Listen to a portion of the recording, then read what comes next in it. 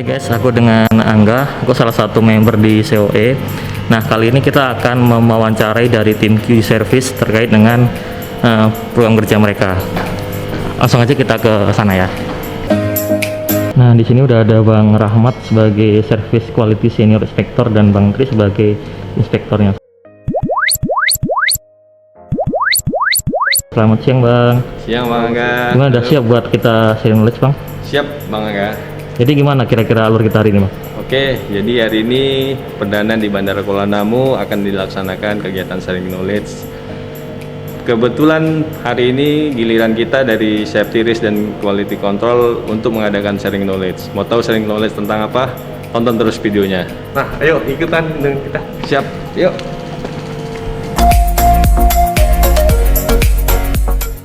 Nah, kita lagi menuju ke terminal atau di Bandara Kuala Namu ya.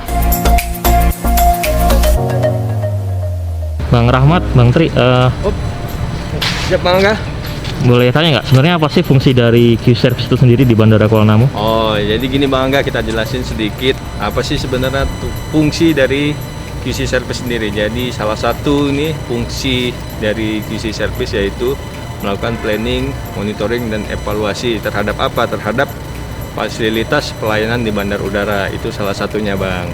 Berarti mulai dari kita turun dari kendaraan sampai dengan kita di boarding house nih, terbang gitu ya? Bahkan dari mulai kita di parkiran, terbang sampai dia kembali lagi Bang.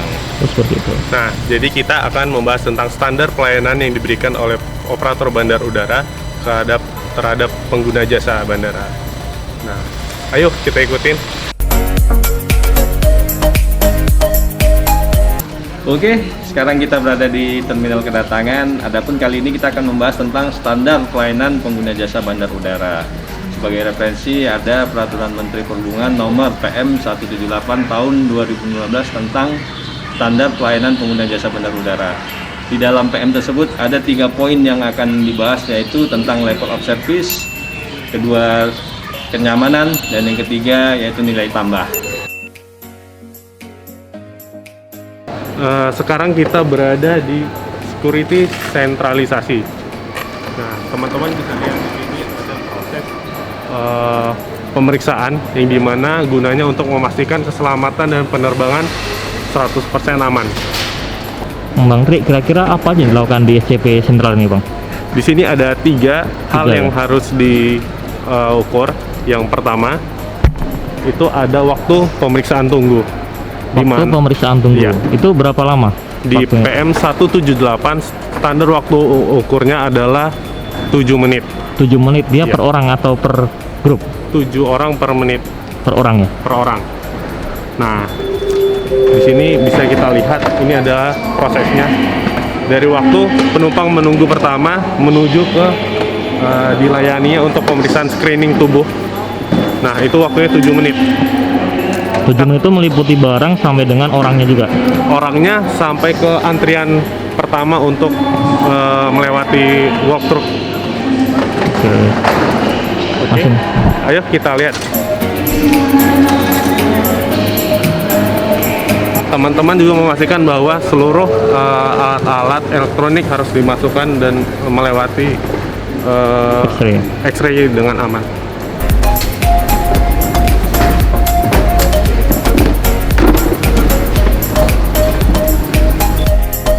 Nah, di sini ada dua proses pemeriksaan. Yang pertama adalah proses pemeriksaan waktu normal di penumpang normal, di mana pemeriksaan ini membutuhkan waktu 3 menit. Kemudian ada pemeriksaan penumpang khusus, waktu standarnya adalah 8 menit. Item level of service yang dihitung untuk yang kedua adalah pelayanan check-in, di mana proses pelayanan check-in ini ada dua aktivitas yang dinilai. Untuk yang pertama adalah proses antrian atau antrian waktu menunggu penumpang menuju ke meja check-in counter.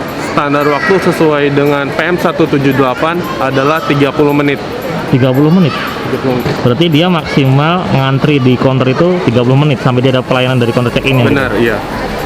Kemudian aktivitas yang kedua adalah proses check-in, di mana petugas dari airlines atau ground handling memproses penumpang check-in dengan standar waktu 2 menit 30 detik. Berarti setelah kita maksimal yang ngantri 30 menit, kemudian dilayani counter check-innya, dia maksimal 2 menit 30 detik. Benar. Oh, gitu. Berarti kalau lebih dari itu gimana solusinya, Bang? Nah, jadi pada peraturannya 30 menit sebelum jam schedule penerbangan, misal 30 menit itu tidak ada lagi proses check-in untuk penumpang. Artinya jika penumpang yang harus melakukan check-in takut nih, was-was, dia bisa memberitahu kepada petugas ground handling dengan airlines-nya untuk membuka check-in counter baru. Nah, di sini peran PT Angkasa Pura II untuk memberikan himbauan untuk membuka check-in counter baru untuk dilayani. Oh gitu, berarti kalau sekarang kita kan udah ada namanya self check-in ya, Bang. Itu bedanya apa dengan yang sekarang kita antri di counter, Bang?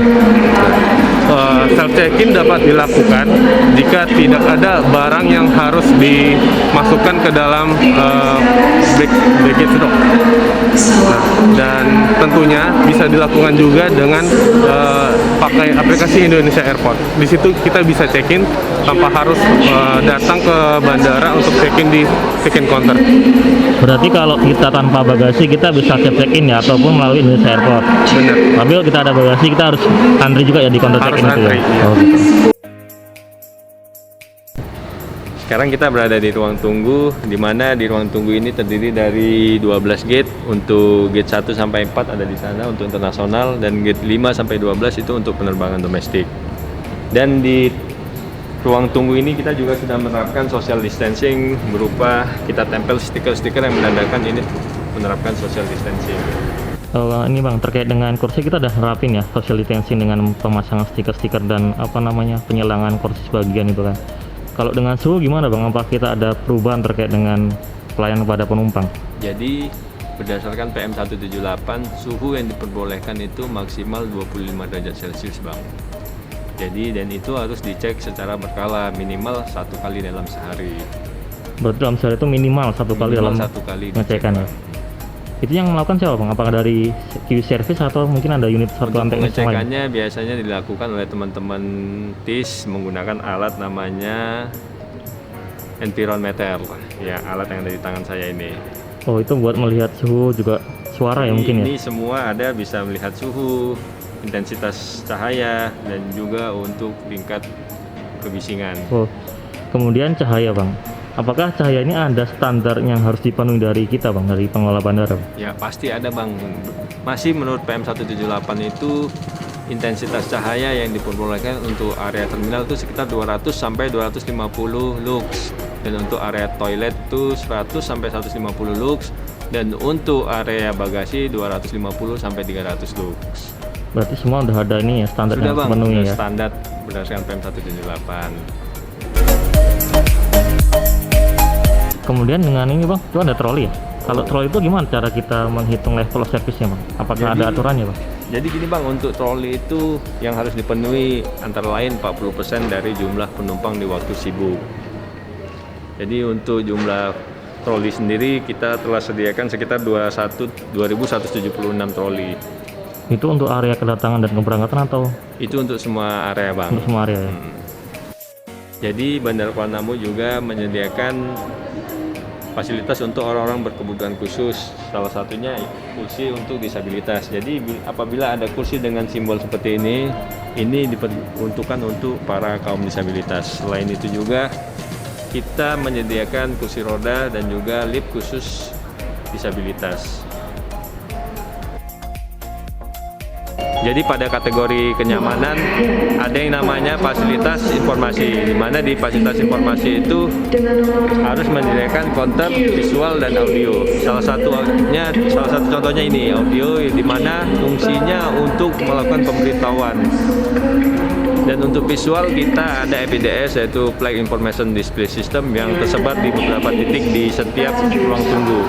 Misalnya kita di rumah nih Bang, kita pengen lihat jadwal penerbangan kita, bisa nggak kita akses dari aplikasi atau aplikasi yang kita siapin gitu Bang? Jadi Angkasa Pura II sudah menyiapkan aplikasi yang memudahkan para pengguna jasa untuk mengakses informasi, yaitu dengan mendownload Indonesian Airport, di mana di Indonesian Airport ini sudah lengkap semua informasi yang kita butuhkan, dari mulai jadwal penerbangan, jadwal kedatangan, sampai proses check-in juga bisa dilakukan di sini.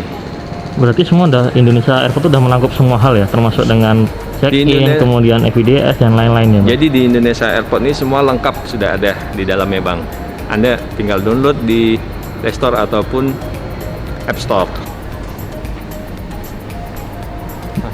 Bahkan untuk toilet sendiri kita juga diatur di dalam PM 178 itu, di mana tolak ukurnya itu adalah tentang ketersediaan dan kelengkapannya, di mana tolak ukurnya bersih, tidak berbau, dan rapi. Berarti selain ruang tunggu, kemudian troli, suhu dan cahaya, kita juga harus memperhatikan toilet juga ya Bang? Iya Bang, jadi toilet itu harus kita perhatikan demi tingkat kenyamanan pengguna jasa.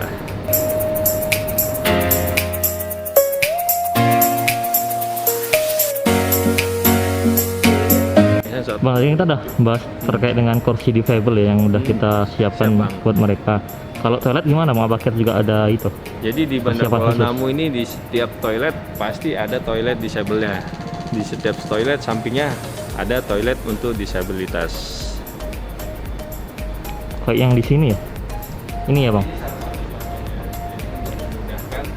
Cukup sensor tangan kita, dia akan membuka. Oh, berarti setiap toilet pasti ada di sampingnya ada buat yang kaum difabel ya? Oh gitu. Bang Pri, tadi kita bahas masalah kenyamanan, kemudian pelayanan, lalu added value gitu kan. Kira-kira ada nggak sih tim independen yang memonitoring atau mengaudit semua itu Bang? Ada Bang. Jadi timnya itu dari Direktorat Jenderal Perhubungan yang melakukan audit ke bandar udara paling minimal itu setahun sekali. Kemudian hasilnya diteruskan ke Kementerian Perhubungan untuk melakukan review. Kira-kira ada sanksinya nggak Bang kalau misalnya tidak standar dalam memenuhi pelayanan pada penumpang? Jadi hasil dari audit tersebut jika tidak memenuhi standar maka akan dilakukan sanksi administratif. Ada 3 sanksi administratif, peringatan pertama, kedua, dan ketiga. Setelah sanksi tersebut tidak ditindaklanjut oleh bandar udara, maka kemudian sanksi berikutnya adalah 3 bulan passenger in charge-nya akan disetorkan ke kas negara. Bahkan yang paling parahnya, jika tidak melakukan hal pembayaran denda ke kas negara, kemudian sanksi lanjutannya adalah larangan penaikan PSC, passenger in charge, selama 5 tahun bagi operator bandar udara. Bang, ada nggak sih aplikasi atau sistem yang memonitoring semua pekerjaan terkait dengan servis tadi Bang? Jadi dari semua kegiatan yang kita laksanakan tadi itu ada dashboard monitoringnya di e-service Bang.